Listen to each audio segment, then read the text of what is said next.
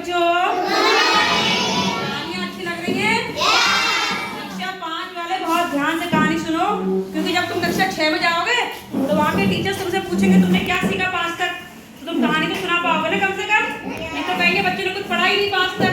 तो 5 वाले बच्चे बहुत ध्यान से सुनेंगे और कक्षा 1 वाले भी ध्यान से सुनेंगे, क्योंकि अब थोड़े दिनों में वो कक्षा 2 में जाने वाले हैं। किस जाने वाले हैं? 2 में। इसलिए सब ध्यान से सुनो, जब जवाब पूछूं तभी दो। देखो बेटा, आप लोगों ने हाथी तो देखा ही है, कितना बड़ा होता है, बहुत बड़ा विशालकाय होता है। हाथी के ऊपर कविताएं भी आती होंगी ना। एक मोटा हाथी झूम के चला, आती है। और चिड़िया भी देखी है, देखिए ना चिड़िया। तो आज भी जो कहानी सुनाऊंगी वो सुनाऊंगी हाथी और चिड़िया के ऊपर। कहानी का नाम है हाथी और चिड़िया। अच्छा, तुम लोगों ने रामायण सुनी है? रामायण में राम जी थे, सीता जी थी, रावण था ना। ऐसे ही तुमने महाभारत सुनी है? टीवी में भी आई थी महाभारत, देखी थी? महाभारत किसकी कहानी है? कौरव और पांडवों की। कौरव 5 भाई थे, पांडव कौरव 100 भाई थे, पांडव 5 भाई थे।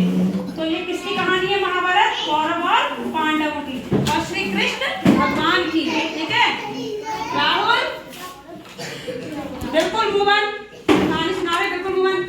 कोई ना सुनो कहानी। एक समय की बात है, कौरव और पांडवों में लड़ाई शुरू हो जाती है। क्या शुरू हो जाती है? लड़ाई, खूब लड़ाई होती है। तो लड़ाई से पहले जिस जगह पर कुरुक्षेत्र में लड़ाई होती है वहां की साफ सफाई चल रही होती है कि यहाँ लड़ाई होगी ना, 18 दिन तक लड़ाई चलेगी। तो साफ सफाई होती है, सारे पेड़ कट रहे होते, सफाई हो रही होती है। तो एक पेड़ में एक चिड़िया का घोंसला था। क्या था? एक हाथी आया और उसने पेड़ को जोर जोर से हिलाया और चिड़िया का घोंसला नीचे गिरा दिया। कहाँ गिरा दिया? नीचे गिरा दिया। अब चिड़िया ची ची ची ची ची ची करती, बहुत परेशान होगी चिड़िया, ची ची ची ची करती। सामने कृष्ण भगवान खड़े थे अर्जुन के साथ। तो वो दौड़ के चिड़िया गई, बोली भगवान देखो, इस दुष्ट हाथी ने मेरा घोंसला गिरा दिया, इसमें मेरे छोटे छोटे बच्चे थे, अब मैं क्या करूं? इस हाथी को आप सजा दीजिए। तो भगवान बोले, कृष्ण भगवान बोले, देखो ये तो तुम्हारी नियति थी, तुम्हारी किस्मत में था कि तुम्हारा घोंसला पेड़ के नीचे गिरे, इसमें मैं कुछ नहीं कर सकता। और तो बोली फिर महाराज मैं क्या करूं, मेरे तो बच्चे मर जाएंगे। तो बोला भगवान मैं आप पर भरोसा तो कर सकती हूँ ना, आप पे विश्वास तो कर सकती हूँ। भगवान कुछ नहीं बोले और चिड़िया उड़ती हुई चली गई। थोड़ी देर में कृष्ण भगवान ने धनुष और बाण अर्जुन से मांगा। अर्जुन कौन थे? बहुत बड़े धनुर्धर। क्या थे? उनसे कहा अपना धनुष दे दीजिए। अर्जुन बोले भगवान आपने तो कहा था युद्ध में आप धनुष बाण उड़ाएंगे ही नहीं, अब आप धनुष बाण क्यों मांग रहे हैं? बोला वो हाथी देख रहे हो? बोला अच्छा उस हाथी को मारना है, लाइए मार दूं। नहीं, कृष्ण भगवान ने कहा नहीं तो मुझे धनुष बाण दो। कृष्ण भगवान ने धनुष बाण दिया और मारा। जो हाथी के गले में घंटी थी बड़ी सी, तंड से टूटी और जमीन पे गिर गई। अर्जुन हंसने लगे, बोले अरे आपका तो निशाना चूक गया केशव, आप मुझे कहो मैं 2 मिनट में दुष्ट हाथी को सही कर दूं, इसके भी मृत्यु कर दूं, आपने क्यों परेशानी उठाई? बोला नहीं बस रहने दो। उसके बाद 18 दिन तक लड़ाई चलती रही, कौरव और पांडव में खूब लड़ाई, इतने यहाँ मरे इतने वहां मरे, खून खराबा, कितने नुकसान हुआ।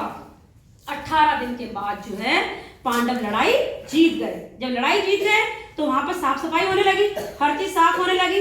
तो कृष्ण भगवान भी अर्जुन के साथ घूमते घूमते वहां पर आते हैं। ठीक है, उसी जगह पर आते हैं जहाँ इतने दिनों से लड़ाई हो रही होती है। तो तभी देखते हैं वहां पर एक घंटी पड़ी हुई है। तो कृष्ण भगवान अर्जुन से कहते हैं जाओ अर्जुन उस घंटी को उठा लो। अर्जुन कहते हैं मैं इतना बड़ा आदमी, मैंने पूरा युद्ध जीत लिया और ये केशव मुझे क्या कह रहे हैं कि घंटी उठाओ, मैं ऐसे छोटा काम क्यों करूंगा? कृष्ण भगवान बोले जाओ अर्जुन घंटी उठाओ। अब क्या करें, वो उनकी बात तो टाल नहीं सकते थे। वो गए, उनने घंटी उठाई। किसने? अर्जुन ने। तो देखा घंटी के नीचे चिड़िया और उसके 4 बच्चे चीची चीची करके उड़ के चले गए। तो उस घंटी के नीचे कौन थे? चिड़िया के बच्चे और चिड़िया। 18 दिन तक लड़ाई चलती रही, घंटी के नीचे वो अपनी जान बचा के छुपे रहे। देखा तुमने भगवान ने कैसे करा?